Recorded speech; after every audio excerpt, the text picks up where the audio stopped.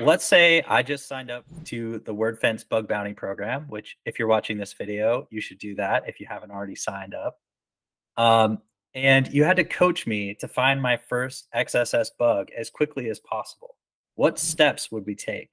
Well, so first I'd make sure that you had a test environment. So if you go onto our Discord channel, you can download a Docker configuration and you can get that going pretty quickly on your local machine.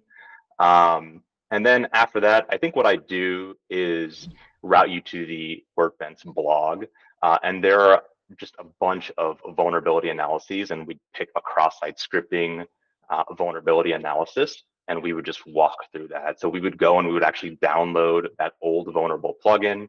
We would install it on your test instance, and then we would walk through that logic, right? We would open up our IDE or integrated development environment like Visual Studio Code, and we would walk through, why does this cross-site scripting vulnerability exist, right? And if you look at my blog post, we'll go through what we call sources and sinks, and the data flows start from like the input, like where the input is in, and what different functions that input goes through, and then we'll take a look at like the final out, like where that input gets pasted into or injected into the DOM or the page that the user is viewing, and then being executed.